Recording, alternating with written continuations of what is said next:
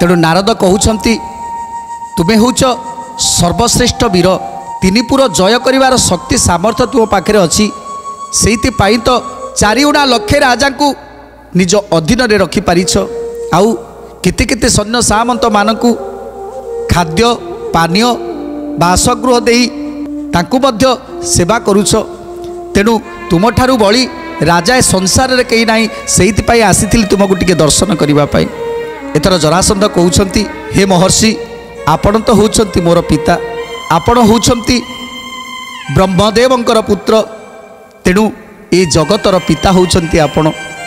तेणु आउ कौन कहउछंती जरा बोइला तुम्बे तट मोर पिता भूत भविष्यत आदि तीनी काल ज्ञाता गोविंद माधव कृष्ण श्री मधुसूदन गोविंद माधव कृष्ण श्री मधुसूदन प्रत्यक्ष रे ब्रह्म वेता अंशु अवतार सत्यवंत पुरुष जे परम जोगेश्वर सत्यवंत पुरुष जे परम जोगेश्वर सत्यवंत पुरुष जे परम जोगेश्वर।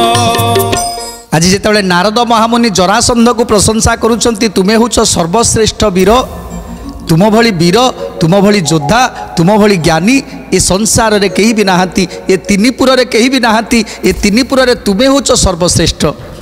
सेतेबेले जेतेबेले जनकर प्रशंसा करा जाए सेतेबेले से प्रशंसा पाउथुवा लोकटी तार मनटी जमिति कुंडे मोट हो जाए।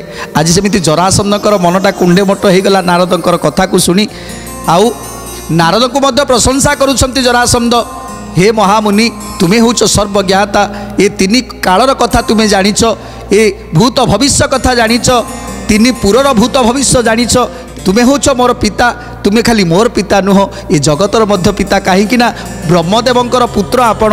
तेणु ब्रह्मदेव जमिति समस्तंकर पिता सेमिति आपण मध्य समस्तंकर पिता मोर मध्य पिता। जेतेबेले ए कथा सुनिले सेतेबेले नारद कहउछंती ठीक अछि तुमर मन विरस कहीं हेइछि कौन पाई तुम्हें विरस करी मन करिछ मन में टिके शांति नहीं जे तीनिपुरर जड़े योद्धा जे तीनिपुर को जय करिवार जहाँ पाखे शक्ति सामर्थ्य अच्छी आज तार विरस बदन कहीं से बुझापी आसी एते बड़ मगध राज्य रे राजा जरासंध आज विचलित होउछंती मन भितर केवल द्वंद्व ही द्वंद्व देखिपारुछि तांको आखिरे कौन गोटे भावना राज्य बुड़ी जाइछंती आज जरासंध।